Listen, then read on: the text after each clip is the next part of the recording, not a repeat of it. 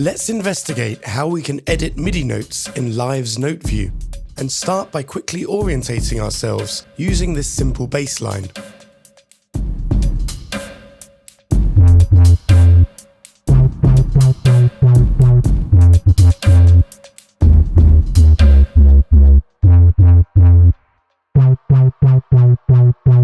It's a bit messy, so we'll use Live's editing tools to clean it up.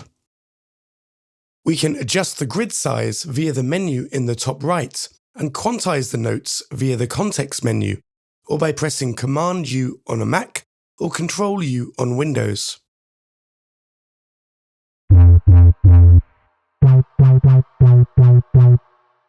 By pressing K on my computer keyboard, I can highlight the notes of the clip scale. And I can hide unnecessary notes by either toggling fold notes with F or fold scale with G. I'm going to nudge my bassline into key by using the Fit to Scale button from the Pitch and Time Utilities tab. With no notes selected, this will nudge all of my notes into the clip's key. However, I could choose to fit a selection of notes to the scale.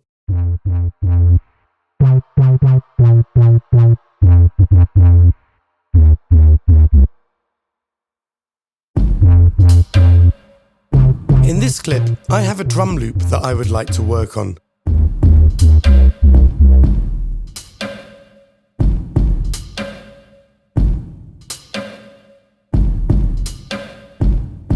First, I'm going to draw one long note onto the hi-hat pad,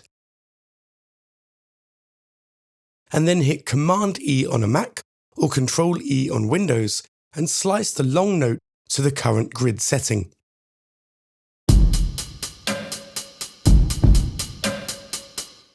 I can change the grid size and further slice some notes into smaller divisions to create some rolls.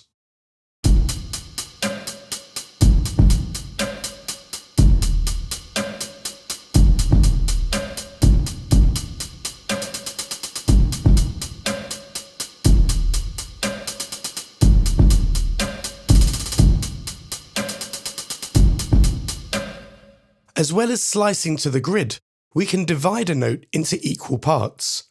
I'm going to draw a long note on the snare pad and then hold down Option-E on a Mac or Alt-E on Windows. Now, when I drag up or down, I can slice the note into equal parts.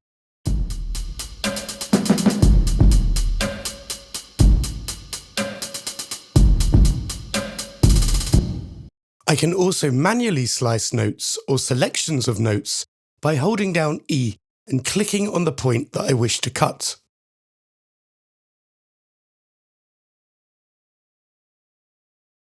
I can also join notes together by selecting them and pressing Command-J on a Mac or Control-J on Windows. When selecting notes, either by clicking and dragging or by holding down Shift and clicking on individual notes, you'll notice that handles appear at the beginning and end of the selection. I can drag these to the left and right to scale the selection, changing its length whilst maintaining the relative distances between the notes. This function snaps to the current grid, but I can hold down Command on a Mac or Control on Windows to disable snapping. When working with patterns, it can be useful to toggle between selections. After selecting a group of notes, I can press Command-Shift-A on a Mac or Control-Shift-A on Windows to select everything that isn't currently selected. I can repeat the keyboard shortcut to toggle between the two. Let's take my original bass line and copy it onto this synth track by holding down Option on a Mac or Alt on Windows and dragging and dropping the clip. I'm going to select notes and choose Fit Notes to Selected Time Range from the context menu. I could also use the shortcut Command-Option-J on a Mac or Control-Alt-J on Windows. As we can see, this stretches the beginning and end of every note to match the beginning and end of the whole selection. In this example, I've quickly created chords from the selected material. Double checking my grid is set to 16th notes, I'll hit Command E on a Mac or Control E on Windows to slice the notes to the grid.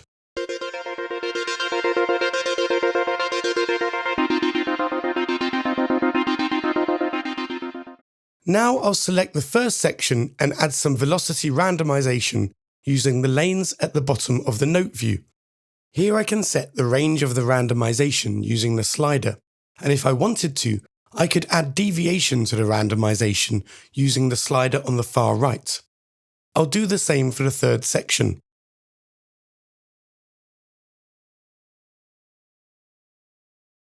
Now I'll select the second section and program an upwards ramp to the velocity using the sliders in the velocity lane.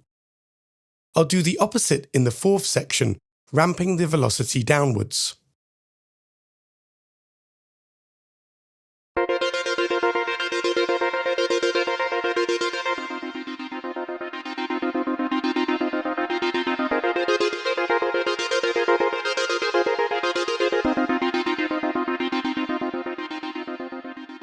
I can select a note or group of notes and adjust their velocity using Command on a Mac or Control on Windows and the up and down arrows on my computer keyboard.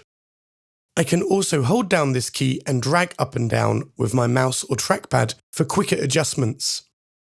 Finally, I can type the desired velocity number and hit Enter. Many functions in Ableton Live are both toggled and momentary using their shortcut key. Take for example B, which is used to toggle the pencil. If I press it once quickly, we can see that it toggles state. However, if I press and hold B, it becomes momentary and the pencil will be active until I let go of B.